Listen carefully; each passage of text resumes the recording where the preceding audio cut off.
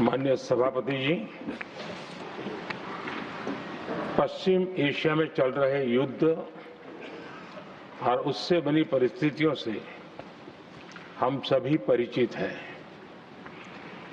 मैं आज संसद के उच्च सदन के सामने और देशवासियों के सामने इन विकट परिस्थितियों पर सरकार का पक्ष साझा करने के लिए उपस्थित हुआ हूं। पश्चिम एशिया में चल रहे इस युद्ध को 3 सप्ताह से अधिक का समय हो चुका है। इस युद्ध ने पूरे विश्व में गंभीर ऊर्जा संकट पैदा कर दिया है। भारत के लिए भी ये स्थिति चिंताजनक है। इस युद्ध से हमारे व्यापार के रास्ते प्रभावित हो रहे हैं। इससे पेट्रोल, डीजल, गैस और फर्टिलाइजर जैसे जरूरी सामान की रूटीन सप्लाई प्रभावित हो रही है।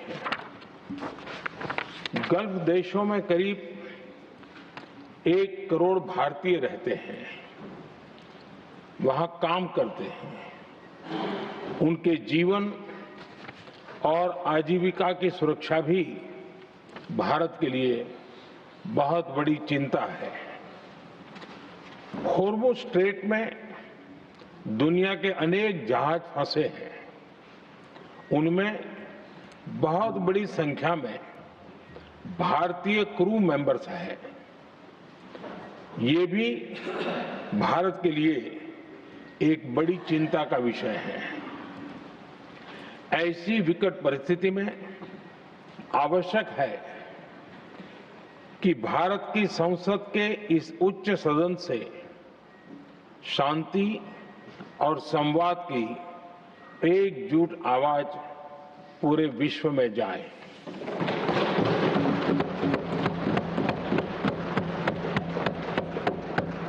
सभापति जी, युद्ध की शुरुआत के बाद से मैंने पश्चिम एशिया के ज्यादातर देशों के राष्ट्राध्यक्षों के साथ 2 राउंड फोन पर बात की है।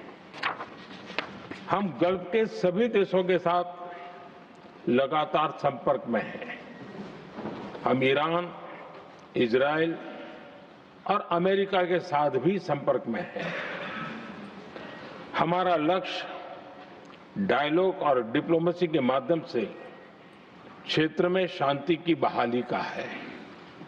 हमने डी एस्केलेशन और हॉर्मुज़ स्ट्रेट खोले जाने पर भी उनसे बात की है। कमर्शियल जहाजों पर हमला और हॉर्मुज़ स्ट्रेट जैसे अंतर्राष्ट्रीय जलमार्ग में रुकावट अस्वीकार्य है। भारत ने नागरिकों पर, सिविल इंफ्रास्ट्रक्चर पर, एनर्जी और ट्रांसपोर्ट से जुड़े इंफ्रास्ट्रक्चर पर हमलों का विरोध किया है। भारत डिप्लोमेसी के जरिए युद्ध के इस माहौल में भी भारतीय जहाजों के सुरक्षित आवागमन के लिए सतत प्रयास कर रहा है। भारत ने इस समस्या के समाधान के लिए संवाद का ही रास्ता सुझाया है। इस युद्ध में किसी के भी जीवन पर संकट मानवता के हित में नहीं है। इसलिए भारत का सतत प्रयास सभी पक्षों को जल्द से जल्द शांतिपूर्ण समाधान के लिए प्रोत्साहित करने का है। सभापति जी, संकट की स्थिति में देश विदेश में भारतीयों की सुरक्षा हमारी बहुत बड़ी प्राथमिकता है। युद्ध शुरू होने के बाद से लेकर अब तक 3,75,000 से अधिक भारतीय सुरक्षित भारत लौट चुके हैं।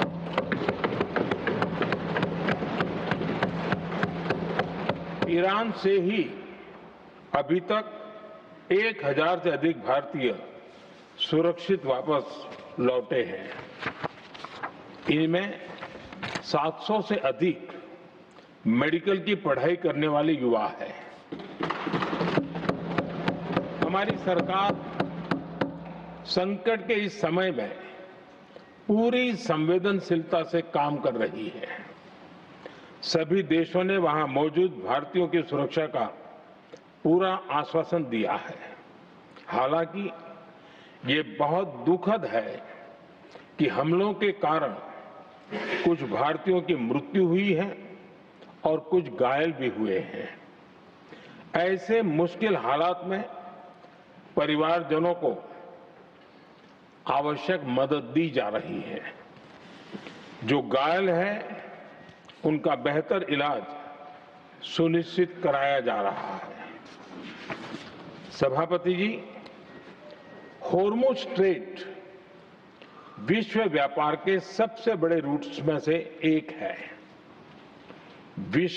विशेष तौर पर कच्चे तेल, गैस और फर्टिलाइजर से जुड़ा परिवहन इस क्षेत्र से बहुत बड़ी मात्रा में होता है। युद्ध के बाद से ही हॉर्मुज स्ट्रेट में जहाजों का आना जाना बहुत चुनौतीपूर्ण हो गया है। लेकिन विपरीत परिस्थितियों के बावजूद हमारी सरकार ने संवाद से, कूटनीति के माध्यम से रास्ते बनाने का प्रयास किया है। प्रयास ये है कि जहां से भी संभव हो वहां से तेल और गैस की सप्लाई भारत पहुंचे। ऐसी हर कोशिश के नतीजे भी देश देख रहा है। बीते कुछ दिनों में दुनिया के अनेक देशों से कच्चा तेल और एलपीजी से भरे जहाज भारत आए हैं।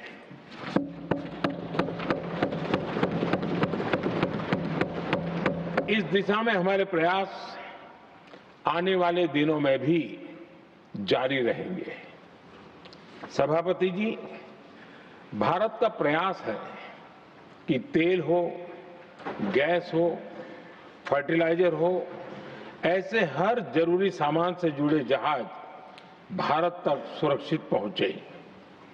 लेकिन इस युद्ध से बनी वैश्विक परिस्थितियां अगर लंबे समय तक बनी रहती है तो गंभीर दुष्परिणाम तय है।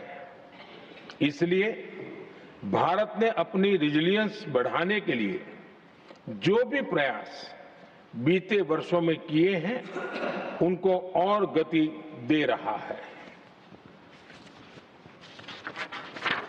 सभापति जी, कोई भी संकट हो, वो हमारे हौसलों और हमारे प्रयास दोनों की परीक्षा लेता है।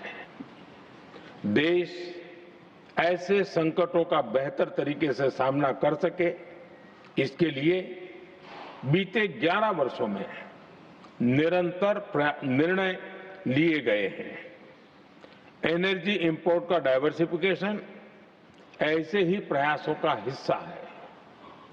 पहले क्रूड ऑयल, एलएनजी, एलपीजी ऐसी एनर्जी जरूरतों के लिए 27 देशों से इंपोर्ट किया जाता था। वहीं आज भारत 41 देशों से एनर्जी इंपोर्ट करता है। बीते दशक में भारत ने संकट के ऐसे ही समय के लिए कच्चे तेल के भंडारण को भी प्राथमिकता दी है। हमारी तेल कंपनियां संकट के समय के लिए काफी मात्रा में पेट्रोल और डीजल का भंडार रखती हैं। बीते 11 वर्षों में 53 लाख मीट्रिक टन से अधिक का स्ट्रेटेजिक पेट्रोलियम रिजर्व भी डेवलप किया गया है और 65 लाख मीट्रिक टन से अधिक के रिजर्व की व्यवस्था पर देश काम कर रहा है। साथ ही बीते दशक में भारत की रिफाइनिंग कैपेसिटी भी अच्छी खासी बढ़ाई गई है। मैं आपके माध्यम से सदन को और देश को ये आश्वासन देना चाहता हूं कि भारत के पास क्रूड ऑयल के पर्याप्त स्टोरेज के और निरंतर सप्लाई की व्यवस्थाएं हैं। सभापति जी, हमारी सरकार की कोशिश है कि ईंधन के किसी एक ही स्रोत पर ज्यादा निर्भरता न रहे। सरकार घरेलू गैस सप्लाई में एलपीजी के अलावा पीएनजी पर भी बल दे रही है। बीते दशक में देश में पीएनजी कनेक्शन पर अभूतपूर्व काम हुआ है। बीते दिनों में इस काम को और तेज किया गया है। साथ ही एलपीजी के घरेलू उत्पादन को भी बड़े पैमाने पर बढ़ाने का प्रयास किया जा रहा है। सभापति जी, बीते वर्षों में सरकार का निरंतर प्रयास रहा है कि हर सेक्टर में दूसरे देशों पर निर्भरता कम से कम हो। हम ज्यादा से ज्यादा आत्मनिर्भर हो, यही एकमात्र विकल्प है। जैसे भारत का 90% से अधिक ट्रेड विदेशी जहाजों पर होता है। ये स्थिति किसी भी वैश्विक संकट में भारत की स्थिति को और भी गंभीर बना देती है। इसलिए सरकार ने मेड इन इंडिया जहाज बनाने के लिए करीब 70,000 करोड़ रुपए का अभियान शुरू किया। भारत आज shipbuilding, ship breaking, maintenance and overhauling ऐसी हर सुविधा के निर्माण पर तेज गति से काम कर रहा है। भारत अपने डिफेंस सेक्टर को भी अधिक रेजिलिएंट बना रहा है। बीते दशक में किए गए प्रयासों से भारत आज अपनी जरूरत के अधिकांश हथियार भारत में ही बना रहा है। एक समय था जब भारत अपने जीवन रक्षक दवाओं के कच्चे माल यानी एपीआई के लिए भी दूसरे देशों पर बहुत अधिक निर्भर था। बीते वर्षों में देश ने भारत में ही एपीआई इकोसिस्टम बनाने के लिए अनेक प्रयास किए हैं। इसी प्रकार रेयर अर्थ मिनरल्स में विदेशी निर्भरता को कम करने के लिए भी बड़े कदम उठाए जा रहे हैं।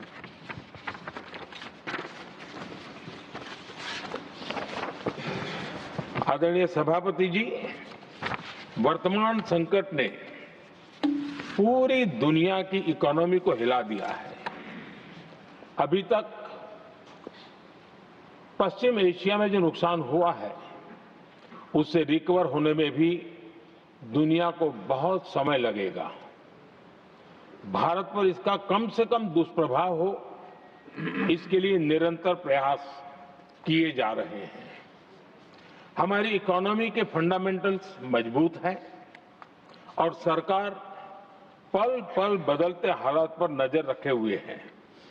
सरकार इसके शॉर्ट टर्म, मीडियम टर्म और लॉन्ग टर्म ऐसे हर प्रभाव के लिए एक रणनीति के साथ काम कर रही है। भारत सरकार ने एक इंटर मिनिस्ट्रियल ग्रुप भी बनाया है। ये ग्रुप नियमित मिलता है और हमारे इंपोर्ट एक्सपोर्ट में आने वाली हर दिक्कत का आकलन करता है और ये ग्रुप आवश्यक समाधान पर भी निरंतर काम करता रहा है। जैसे कोरोना के समय में अलग अलग सेक्टर्स की चुनौतियों से निपटने के लिए एक्सपर्ट्स और ऑफिसर्स के एम्पावर्ड ग्रुप्स बने थे, वैसे ही कल ही ऐसे 7 नए एम्पावर्ड ग्रुप्स का भी गठन किया गया है।